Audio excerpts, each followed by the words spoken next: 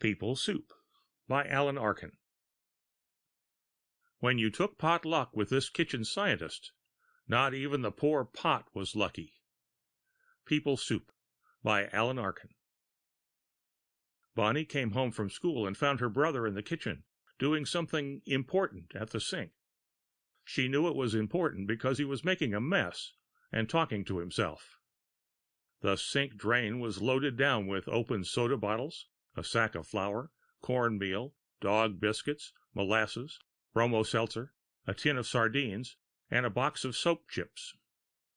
The floor was covered with drippings, and every cupboard in the kitchen was open. At the moment, Bonnie's brother was putting all his energy into shaking a plastic juicer that was half filled with an ominous-looking frothy mixture. Bonnie waited a moment, keeping well out of range, and then said, "Hi, Bob." "'Lo," he answered, without looking up. "Where's Mom?" "Shopping." Bonnie inched a little closer. "What are you doing, Bob?" she asked. "Nothing." "Can I watch?" "No." Bonnie took this as a cue to advance 2 cautious steps. She knew from experience how close she could approach her brother when he was being creative, and still maintain a peaceful neutrality. Bob slopped a cupful of ketchup into the juicer, added a can of powdered mustard, a drop of milk, 6 aspirin, and a piece of chewing gum, being careful to spill a part of each package used. Bonnie moved a little closer. "Are you making another experiment?" she asked. "Who wants to know?" Bob asked in his mad scientist voice, as he swaggered over to the refrigerator and took out an egg, some old bacon fat, a capsuled vitamin pill, yesterday's Jello, and a bottle of clam juice. "Me wants to know," said Bonnie, picking up an apple that had rolled out of the refrigerator and fallen on the floor. "Why should I tell you? I have a quarter. Where'd you get it?" "Mom gave it to me." "If you give it to me, I'll tell you what I'm doing." "It's not worth it." "I'll let you be my assistant, too." "Still not worth it." "For 10 cents?" "Okay, 10 cents." She counted out the money to her brother and put on an apron. "What should I do now, Bob?" "Get the salt," Bob instructed. He poured the sardine oil from the can into the juicer, being very careful not to let the sardines fall in.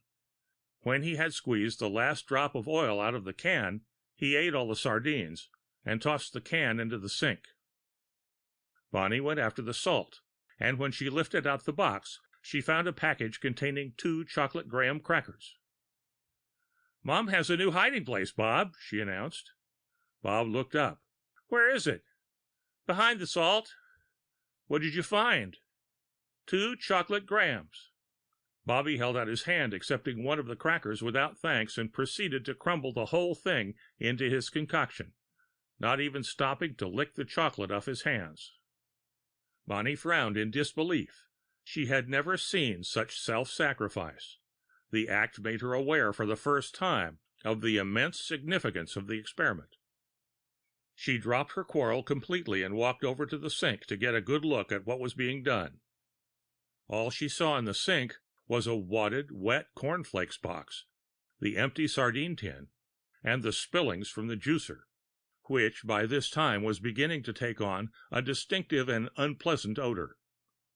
Bob gave Bonnie the job of adding 7 pinches of salt and some cocoa to the concoction.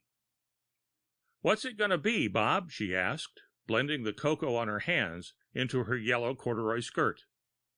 "Stuff," Bob answered, unbending a little. "Government stuff?" "Nope." "Spaceship stuff?" "Nope." "Medicine?" "Nope." "I give up." "It's animal serum," Bob said, slicing his thumb on the sardine can, glancing unemotionally at the cut, ignoring it. "What's animal serum, Bob?" "It's certain properties without which the universe in eternity regards for human beings." "Oh," Bonnie said. She took off her apron and sat down at the other end of the kitchen. The smell of the juicer was beginning to reach her stomach. Bobby combed the kitchen for something else to throw into his concoction and came up with some oregano and liquid garlic. "I guess this is about it," he said.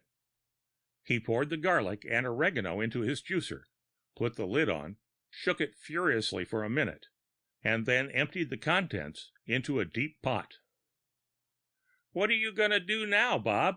Bonnie asked. "You have to cook it for 7 minutes." Bobby lit the stove, put a cover on the pot, set the timer for 10 minutes and left the room. Bonnie tagged after him, and the two of them got involved in a rough game of basketball in the living room. "Bing," said the timer. Bob dropped the basketball on Bonnie's head and ran back into the kitchen. "It's all done," he said, and took the cover off the pot. Only his dedication to his work kept him from showing the discomfort he felt with the smell that the pot gave forth. "Phew," said Bonnie. "What do we do with it now? Throw it out?" "No, stupid. We have to stir it until it cools, and then drink it." "Drink it?" Bonnie wrinkled her nose. "How come we have to drink it?" Bobby said, "Because that's what you do with experiments, stupid." "But Bob, it smells like garbage." "Medicine smells worse, and it makes you healthy," Bob said, while stirring the pot with an old wooden spoon. Bonnie held her nose, stood on tiptoe, and looked in at the cooking solution. "Will this make us healthy?" "Maybe." Bob kept stirring. "What will it do?" "You'll see." Bob took 2 clean dish towels, draped them around the pot, and carried it over to the Formica kitchen table. In the process, he managed to dip both towels into the mixture, and burned his already sliced thumb.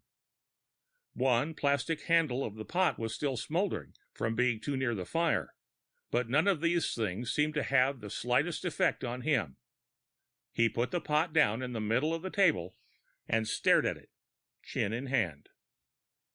Bonnie plopped down opposite him, put her chin in her hands, and asked, "We have to drink that stuff?" "Yep." "Who has to drink it first?" Bob made no sign of having heard. "I thought so," said Bonnie. Still no comment. "What if it kills me?" Bobby spoke by raising his whole head and keeping his jaws stationary in his hands. "How could it hurt you? There's nothing but pure food in there." Bonnie also sat and stared. "How much of that stuff do I have to drink?" "Just a little bit. Stick one finger in it and lick it off." Bonnie pointed a cautious finger at the tarry-looking brew and slowly immersed it until it barely covered the nail. "Is that enough?" "Plenty," said Bob in a judicious tone. Bonnie took her finger out of the pot and stared at it for a moment. "What if I get sick?" "You can't get sick. There's aspirin and vitamins in it, too." Bonnie sighed and wrinkled her nose. "Well, here goes," she said. She licked off a little bit. Bob watched her with his television version of a scientific look. "What do you feel?" he inquired. Bonnie answered, "It's not so bad once it goes down. You can taste the chocolate graham cracker." Bonnie was really enjoying the attention. "Hey," she said, "I'm starting to get a funny feeling in my—" And before she could finish the sentence, there was a loud pop.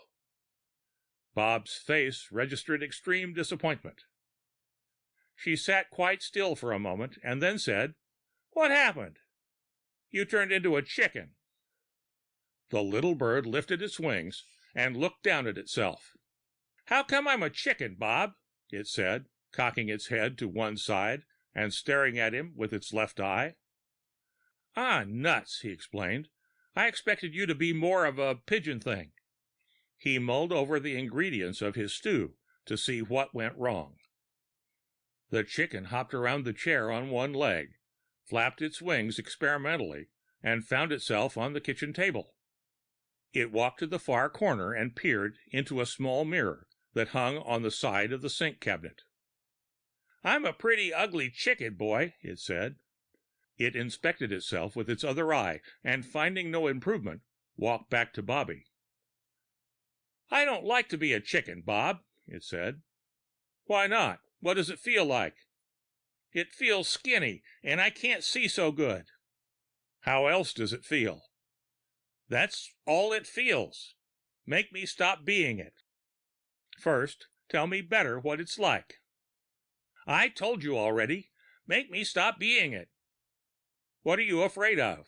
Why don't you see what it's like first, before you change back? This is a valuable experience. The chicken turned to put its hands on its hips, but could find neither hips nor hands. You better change me back, boy, it said, and gave Bob a left-eyed glare. Will you stop being stupid and see just what it's like first? Bob was finding it difficult to understand her lack of curiosity. Wait until Mom sees what an ugly mess I am, boy. Will you ever get it? Bonnie was trying very hard to see Bob with both eyes at once, which was impossible. You're a sissy, Bonnie. You ruined the opportunity of a lifetime. I'm disgusted with you. Bob dipped his forefinger into the serum and held it toward the chicken. It pecked what it could from the finger and tilted its head back. In an instant, the chicken was gone, and Bonnie was back. She climbed down from the table, wiped her eyes, and said, It's a good thing you fixed me, boy. Would you ever have got it? Ah, you're nothing but a sissy, Bob said, and licked off the whole fingerful of his formula. If I change into a horse, I won't let you ride me. And if I change into a leopard, I'll bite your head off. Once again, a loud pop was heard. Bonnie stood up wide-eyed. Oh, Bob, she said, you're beautiful. What am I? Bob asked. You're a beautiful St. Bernard, Bob. Let's go show Melissa and Chuck. A St. Bernard? The animal looked disgusted. I don't want to be no dog. I want to be a leopard. But you're beautiful, Bob. Go look in the mirror. Nah. The dog paddled over to the table. What are you going to do, Bob? I'm going to try it again. The dog put its front paws on the table, knocked over the serum, and lapped up some as it dripped on the floor. Pop went the serum, taking effect. Bob remained on all fours and kept on lapping. Pop went the serum again. What am I now? He asked. You're still a St. Bernard, said Bonnie. The devil with it then, said the dog. Let's forget all about it. The dog took one last lap of serum. Pop. Bobby got up from the floor and dejectedly started out the back door. Bonnie skipped after him. What'll we do now, Bob? She asked. We'll go down to Thrifty's and get some ice cream. They walked down the hill silently, Bob brooding over not having been a leopard, and Bonnie wishing he'd stayed a St. Bernard. As they approached the main street of the small town, Bonnie turned to her brother. You want to make some more of that stuff tomorrow? Not the same stuff, said Bob. What'll we make instead? I ain't decided yet. You want to make an atomic bomb? Maybe. Can we do it with a juicer? Sure, said Bob. Only I'll have to get a couple of onions. The end of People Soup by Alan Arkin.